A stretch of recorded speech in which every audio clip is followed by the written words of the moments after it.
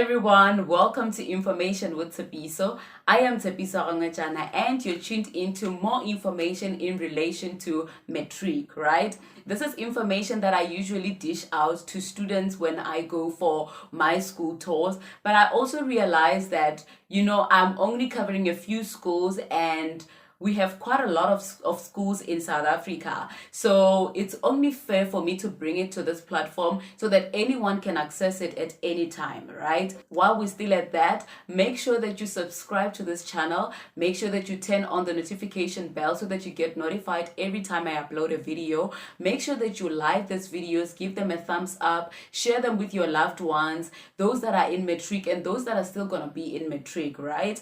And also make sure that you leave a comment in the comment section. If you have a question, don't hesitate to ask me a question. If I don't have the answer, I'll go and inquire and make sure that I give you the relevant and correct answers, right? Yes. So what I want to bring more light to and put so much emphasis on are SBAs, school-based assessments.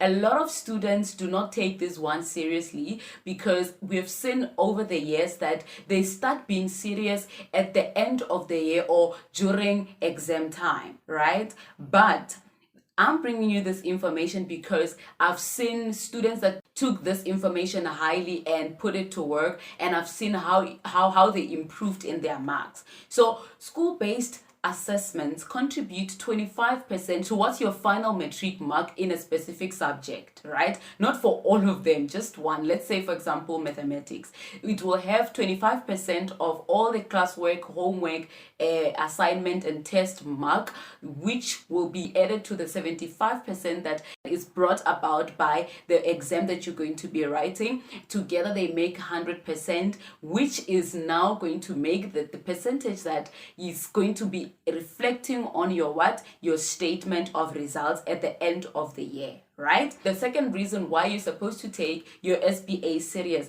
is the fact that they do not expire. So they will be saved in your file, for example, and put in the archives of the Department of Basic Education for life. Let's say, for example, you fail a specific subject, mathematics, right?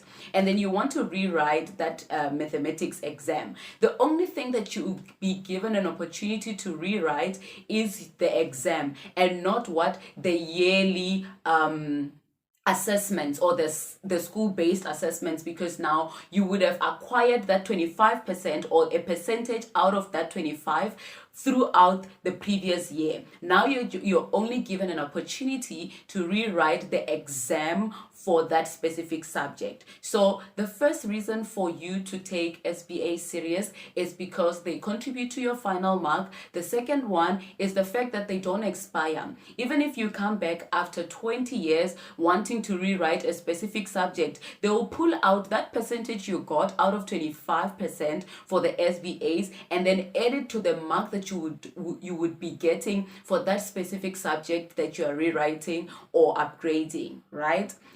Even if it's like 10 years after you would have done Matric. So make sure that you take SBA serious, and always remember that your classwork forms the foundation of your homework forms the foundation of your test or your assignment forms the foundation of your test, right? And all those give a certain percentage towards the 25% of the SBAs. Are we good? I hope you understand it, and make sure that you take this very seriously. Okay, now we move to Matric pass levels. These pass levels are divided into 3. I believe you all know them. Now you can sing about them. If you don't know about them, just go to my video, Understanding Matric Results, so that you can get to know the deeper information in relation to Matric pass levels. I'm just going to now go over them. So the first one is a bachelor pass, a diploma pass, and also a higher certificate pass. So in the video of Understanding Matric Results, I explain what all these mean, and you can go to it, check it out, like it, share, and be informed, right? Okay, the third thing that I want to address is the fact that there are different distinctions, right? With NSC levels, we have 1 up to 7, right? Level 1 up to level 7. But with APS, we have level 1 up to level 8, right? So with level 7 NSC, it starts from 80% to 100%, right? But when we go to APS levels, it's level 7 is 80 to 89, and then level 8 is 90 to 100, right? So that's where the difference in distinctions comes into play. Let's say, for example, four people applied for nursing, and then amongst the four people, they all got distinctions, right? Like 7 distinctions, all of them, right? Okay, so now what universities do, they're going to check, because it's one spot that they are applying for or they are competing for, right? The university is going to now go into the specific distinctions that they got. If it's if person A got 89, person B got 82, person C got 91, and then person D got 97. It means that this one's distinction is better than all these other distinction students, right? Therefore, person D is the one that's going to be given what? Their space over the 3 other learners that got distinctions. So when you are aiming for a distinction, I always encourage learners to aim for 100, so that if they fall to 90 or 80 something, so that you know that you've secured, even if you're competing with people of this nature, you also will be able to secure a spot, because you would have gotten a higher mark of that particular level, which is a level 8, right? Or a level 7 if we are to look into the NSC levels, right? Okay, also the video of understanding matric results does touch on the different NSC levels. If you don't know them, just go check it out.